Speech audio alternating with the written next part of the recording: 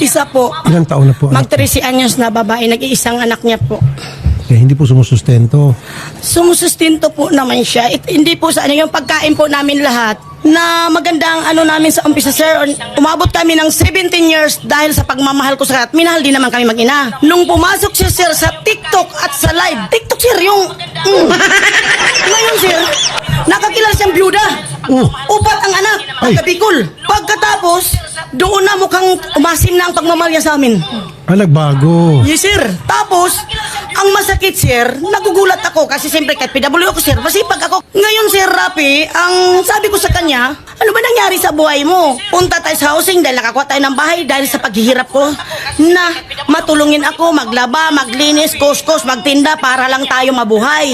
Kasi ako, sir, may pamilya sa una. Kasal ako, pero nagtago kami sa Mindanao kay papakulong niya kami ng aking asawa sa una.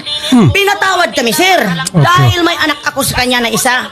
Yung asawa ko kasi, sir, mabait siya, sir, kasi galing sa kumbinto. Nung una, gusto niya kami pampatayin. Nag-isip daw siya kung patayin ako at yung kalibing ko, si Romeo Tamundes, kawawa daw yung anak ko. Wala na daw mag-alaga. So, pinatawad kayo? Pinatawad po ako, sabi niya, ito naman, umuwi ka na ng Maynila, dalhin mo yung anak natin at yung anak mo na yan kay Romeo at si Romeo. Patawarin ko kayo, patirahin ko pa kayo sa bahay, di ko yan saktan. Kasi kung mapatay ko yan, makulong din ako. OIC po, si Mario Bulak, hanga ako sa asawa ko sa dati, kaya lang ayaw ko na, sir, kasi meron na siyang OFW. Nung pumasok ko sa TikTok, sir, indala ko yung profile namin dalawa, kaya hindi ko na may kalain na nagloko pala kahit hindi kami kasal. Ay. Ngayon, nabuking. Ilan ang followers niyo po? 3 days lang, naging 1,190. Uy, Kasi mga Amerikano, sir, mga tinitira ko eh. Sa ano niya, sa byuda na anak sa iba. Yan ang kanila, sir. Oh. Tawag mo ko tawanan. Never mind that. Ito yung aking TikTok, sir. Wow, sana all. Oh, ayan ba siya profile namin dalawa? Oh, pangiting-iting nila ako in love sa'yo. Kanya ka na sa tiguyang nakaw. Masakit ang damdamin ko sa ginawa mo sa amin mag-ina. Nabigla ka nagbago. Ha? Mahal kita. Pero mula ulo hanggang pa, pero ngayon, no thanks, never mind that. Kahit PWD ko, ilalaban ko ang aking pagkarapatan na pag hinapak-apakan mo ako. 4 na babae may OFW ka pang ginag. Tapos maghabol pa yun kay pakulong ka, pinirahan mo. Binantaan mo pa. Kaya hindi kami umuwi sa bahay. Kasi binasag niya ang cellphone ko. Inamu-amo niya ako. Hinulog niya ako dun sa second floor. Tapos yung OIC sabi, huwag mo saktan si Ate Ami, babae yan. Asawa nga niya dati ninakit, napaya siya. Huwag mo sabihin ako sinungaling. Ayan yung motor, yan lang ang dala ko. Ha? Ito yung is mo bilang evidence. Ito ang sinabi mo sa akin na ikaw magbabayad, sweet pa tayo. Nung panahon ng me, hanggang 17 years. Ayan, pirmado ko. Iyan, binigay mo. Nanakawin ko yan? Anong palagay mo sa akin? Magnanakaw? Magnanakaw ako, ikaw magnanakaw ng puso ko. Okay? Alright. Ito ang dahilan. Ano ang po yan? sabi niya, may lagnat, sir, ang baby namin. Pa, si baby, bili mo ng gamot. Kaya nangangatog. Alam mo naman, masipag yung anak natin na nag-isa. Sabi niya, oh, sige, bibilihan ko yan, ma. Maya-maya yung babae, nagdikta, medical daw. Nakahili sana sa medical. Siyempre kay Rex, ang anak niya, na-spoiled niya, na nag-isa, sir. Ang liquid na yung biogesic paracetamol, yung liquid talaga, sir. Opo.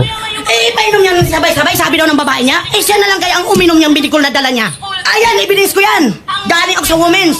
Huwag ako Romeo, sabihin mo Romeo na Ram na manluloko ko. Ikaw ang manluloko sa buhay namin. Ayaw ko nga sana pumunta dito dahil mahal kita. Nagmakaawa ka pa sa anak ko sa una. Alam mo, sinagot ka na anak ko Manila Saudi. Hindi ko pakialaman desisyon ni mama. Dahil pinasok mo ang gulo. 4 na bis na kita paulit-ulit. Iba-iba po tayo ang hinawakan mo. Tapos kami ang inaaway ng mga babae mo. Wing, Rowena, nandito na si Romeo yung ex mo. Yun ang gusto mo magtulungan tayo. I love you. O ayan, para makasuhan ka din. Minahal kita. Kahit pangit ako ngayon. Nung una, ang ganda ko, palitan mo ba akong sinilas utos ng babae mong biyuda, oh? Kulira. Ang pangit na sinilas, hindi mo yung palit sa ako. Samantala, kilala mo ako, karibal mo yung anak ni Bal Iglesias. Sino po si Bal? Si Bal Iglesias, direktor ng Marimar Sir yung ratratan. Sa, Saan niya? Pelikula? Oo, kasi nandyan siya, naging kagawad po sa Rosario. Ngayon, umiksi na yan, maligaw, hinaharang niya. Tapos ngayon, ito ipapalit mo sa akin? Naiabando mo lang kami mag-ina, na anak mo pa? Dahil lang sa byuda, na kay Ken. Kasi inayos ko yung buhay mo nung pumasok borders kita, nung pumasok ko sa pambuhay namin, sinira ko, Hinama ko ang pagmamahal ko alang-alang sa Romeo Tamundis na manluloko. Magandang hapon po, Sir Rafi. Yes, sir. Yung masabi ko lang sa kanya, kasi yung pag gusto niya, ginagawa niya sa akin, pag hindi ko nasunod, siya nananakit sa akin. Hindi lang ako gumagante kasi babae siya. Yung mga sinasabi niya, kasi nungalingan yan, hindi lahat tama. Tingnan mo sir, yung mga sugat-sugat ko rito,